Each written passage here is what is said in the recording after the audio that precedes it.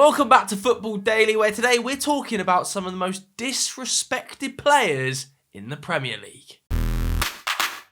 Alright, yesterday I put out a little call to action on my Twitter, Shading, there's the magic of editing, asking for your guys' opinions on the player that is most disrespected at your club. Thanks to everybody that got involved. If you want to get involved in the future, make sure you hit that follow button. So today I have got all 20 teams in front of me, as you can see here, and I have found one fan suggestion for each club. I'm then going to sort of review it and see if I agree with it or disagree. Let's crack on. Alphabetical order as usual, and we're starting off with Benjamin White. That's right, not Ben White, Benjamin. So is it Ben or Benjamin? It's actually Benjamin. Why? It's my name. And what a season Ben White is having, by the way. Let's face it, he started every single Premier League game. Yes, in a slightly unusual role as a right back, but my God, is he filling that role well. He can also be used as an auxiliary centre-back, but with him playing in the right back, it allows them to shift in possession. It allows them to shift into back three when they need to. It adds extra power in the air. I think he's basically an upgraded version of Tomiyasu. And he can also play in defensive midfield if he's absolutely needed. The disrespect element, I probably feel like lies amongst other fan bases that look at Ben White as, well, he's not really good enough to be a centre-back, not really good enough to be a right-back, and therefore Arsenal fans take that as disrespect towards him. I would personally take him to the World Cup as part of my 26-man squad. I absolutely respect him. I think he's having a stunningly good season, is a brilliant player, and so I kind of agree with the disrespect tag, because maybe people need to start putting a bit more respect on his name. Next up, we've got Tyrone Mings. This guy splits Aston Villa's fan base down the middle, let alone rival fans, so you can see why a portion of Aston Villa fans will be calling him disrespected. Because, you know, there are even Aston Villa core supporters that want him sold. I actually did a stay or go on Aston Villa's entire squad under Unai Emery last week. Here's a little clip. What happens with Tyrone Mings is very interesting because he's clearly low on confidence. He's making some really high-profile errors, and I don't think being stripped of the captaincy helped with that confidence. He's only under contract until 2024, so a decision really needs to be made about him this coming summer. Can't be allowing it to delay and let him leave on a free. If you're going to let him go, it's either got to be this summer or you've got to give him a new contract. I'm really torn between keeping him and selling him. So yeah, if you want my opinion on Tyrone Mings, go and watch that. But I can understand why Villa fans say he's disrespected, or at least some of them do. Next up, we've got Bournemouth, and it's the striking sensation, Big Dom Solanke. Now, he's a bit of an interesting one because I feel like even maybe I disrespect Dominic Solanke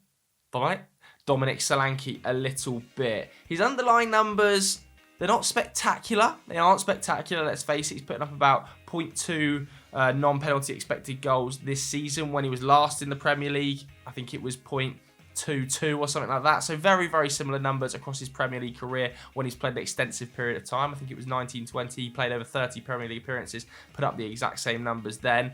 And people say, you know, well, look at Mitrovic, look at Ivan Toney, slightly slow starts in the Premier League, or at least in Mitrovic's case. Yeah, but he was putting up 0.3, 0.4 non-penalty expected goals per 90. So the same with Ivan Toney. We're looking at lower underlying numbers and potentially a lower ceiling for Dominic Solanke. I think he's an exceptional Championship striker, and maybe this is why Bournemouth fans think he's disrespected, because they believe he is a Premier League striker, whereas a lot of us would say top-level Championship. Hope he proves me wrong this season.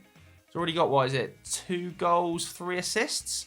Might well be on course for double figures of goal involvements this season, which would be a pretty big success for a Bournemouth side like this. Next up, we have got Christian Norgard, and I actually agree with Brentford fans in terms of the disrespect here. Nobody talks about him as being one of the better defensive midfielders in the league, despite last season putting up the highest number of tackles and interceptions of any player in the division. At one stage, he was the highest tackler in the entirety of Europe. So he's clearly a top-level defensive midfielder, and you never hear his name in the conversation, even of mid-table midfielders, really. I'd say the average football fan might not even know who Christian Norgard is, and that is the ultimate sign of disrespect. He's so vital to Brentford. I'm actually going to flash up a statistic on screen now, but as of October the 14th, they had a 36% win rate with him and a 13% without him. That's how vital he is. Next up for Brighton, we've got Solly March, one of the Premier League's most versatile players. I've seen him play left back, left mid, right mid, right wing back, left wing back, striker, attacking mid, defensive mid. This guy has played absolutely everywhere and plays everywhere at a solid 6 out of 10. He's at 0.3 expected goals and assists per 90 this season. He absolutely cooked Marc Cucurella. Absolutely cooked Marc Cucurella against Chelsea at the weekend. Yeah, for me, you know, for a player to be putting up sort of 4 shot creating actions per 90 in this Brighton side with a variety of roles that he offers is absolutely exceptional. So again, I kind of agree with Brighton fans claiming he's disrespected by the wider public. He's the sort of player that if you're a fan of him, you would absolutely love. Chelsea fans suggesting for the club, Kepa. Now, who was disrespecting Kepa here? I would say every football fan in the world, because over the last couple of seasons, it has been a disaster for him at Chelsea. So, disrespect for me is slightly the wrong word. I don't think people were disrespecting him. I think they were right to criticise his performances over the last couple of years. You know, in the season where he refused to come off, he was putting up the lowest save percentage in the Premier League.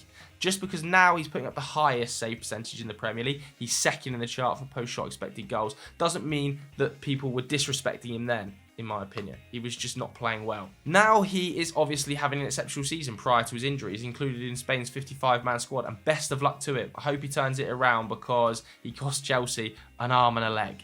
For Crystal Palace, the fans wanted Jeff Schlupp's name mentioned. Again, a little bit like Tyrone Mings. I feel like he splits opinion amongst Crystal Palace fans. Quite a lot of Crystal Palace fans I was speaking to weren't a fan of him starting and definitely feel like he's an upgrade, but he has made 10 starts this season, played 12 games in the Premier League. He's picked up the same amount of minutes as sort of like a Wilf Zaha. So Patrick Vieira clearly rates him. Maybe he's kind of disrespected by some Crystal Palace fans. In fact, Palace fans, let me know what you think of Jeff Schlupp in the comments below. Is it other fans disrespecting him, or is it Crystal Palace supporters who don't realise what they've got? For Everton, fans were saying Jordan Pickford, and I couldn't agree more with this one. He is one of the most disrespected players in the Premier League, Jordan Pickford. He is one of the best goalkeepers in the league, and he gets, you know, mocked for the size of his arms. He gets, like, consistently insulted for his distribution, consistently insulted for some of his saves, and people couldn't be more wrong. I think he's a stunningly good keeper. People consistently level the accusation he's way better for England than he is for Everton. He's so good for Everton. He literally kept Everton in the Premier League last season. People need to put some respect on his name. He's third in the table for post-shot expected goals behind Kepa and behind Alisson. Every single season, he saves Everton in certain matches. He just makes the odd high-profile error, so then people constantly lambast him with that error. When if you watched him the rest of the season, you'd be like, wow, this is an unbelievable player. Think back to that Liverpool performance this season. He made 8 saves against Liverpool. 8 shots on target. I think he's an amazing keeper, and I think people legitimately think he's crap. So, yeah, definitely been disrespected for me. Next up, for Fulham, we've got Harrison Reed, the fans' favourite, the man they want on the plane. In the 26, let alone the 55. I don't think he's going to make the 55. I think, you know, I've seen reports that players like Ruben Loftus-Cheek are making it ahead of him, which Fulham fans, I'm sure, are questioning because he's having a stunningly good season for a side that are surprising everyone. I think he's created the most chances of any player in that Fulham side, more than the likes of Andreas Pereira, who's playing in a more advanced role. And credit to Marco Silva for this one. Real credit to Marco Silva. I don't know whether I agree necessarily that it's been disrespected by rival fans because I think everybody just thinks he's an alright player. And I think he is an alright player, but maybe Fulham fans, because he is almost becoming, it is kind of a little bit of a meme that he is just so good at the moment.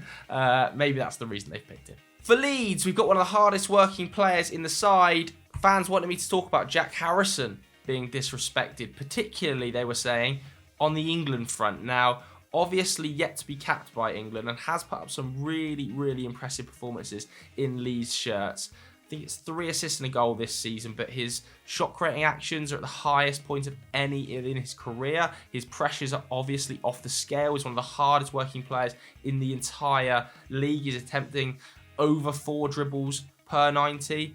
He's a really impressive player. He is a really impressive player, and you know, maybe he should have had a cap for England at this stage. But the issue he's got is that there are way more exceptional players in his position playing for England right now. And he hasn't put up the numbers that, Jarrod Bowen, when he started getting selected, was on absolute smoke, scoring every week, double figures of goals. That hasn't happened yet for Jack. Now, it might still happen because he's a very talented player, and I think Leeds are lucky to have him. But do I think he's been disrespected? Again, probably not.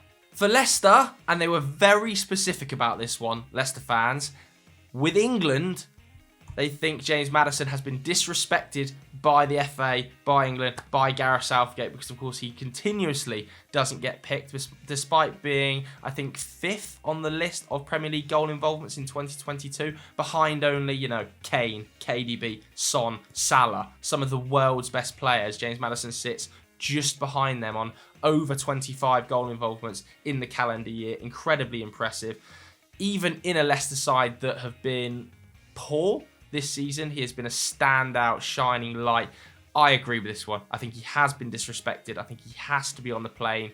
I would be taking him over a player like Jarrod Bowen, even if that meant we took one less forward, or over a centre-back, because I just don't think we need, 200 defenders like we're going to take. I think there has to be a place on the plane for a player that is as creative as James Maddison. I also don't think England have that many legitimate 10s.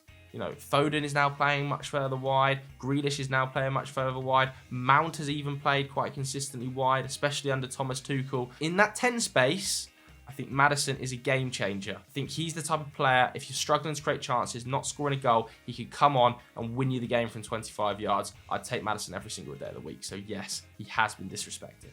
All right, let's talk about him. Liverpool fans said Darwin Núñez.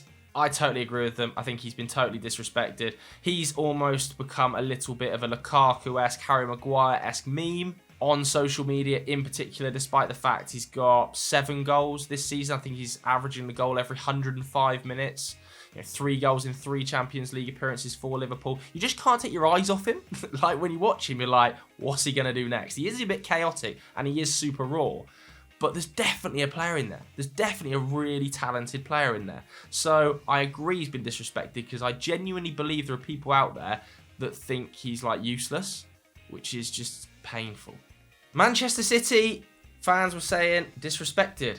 Jack Grealish, of course, a lot of non-Manchester City fans label Jack Grealish as a flop because of that £100 million price tag. I don't think it's been helped by the fact this season, post the Miguel Almiron comments, that Miguel Almiron has scored more goals in the Premier League this season than Jack Grealish has in his entire Manchester City career in all comps.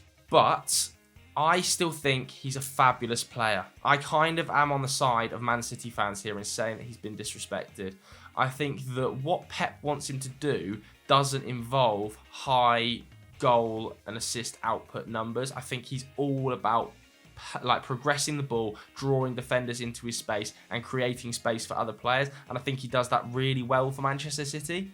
I'm sure he would personally like to improve his goal involvement numbers, but for me, if you look under the hood at some of his progressive passes, progressive dribbles, they're just so impressive. Entries into the penalty box, they're so impressive, and when you watch him, he's still such a good footballer. So I think I'm going to just about agree with Man City fans and say it is disrespected, because I don't think he's a flop personally.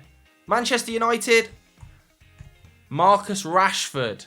And I partially agree with this one. I mainly agree with this one within Manchester United's own fan support communities, because some of the statements that were made about Marcus Rashford last season and over the summer were actually embarrassing. They were actually embarrassing, particularly when he was being linked to PSG. They were, from some fan channels, a joke. Absolutely delighted he's playing and back to his best this season after a really tough time. And some of the things this guy's done for the club, playing with a stress fracture in his back when he should never have been playing through multiple ankle injuries. He's got 100 goals for the club, an academy player. I absolutely love Marcus Rashford, and I agree. The disrespect mainly comes from within, though, in my opinion.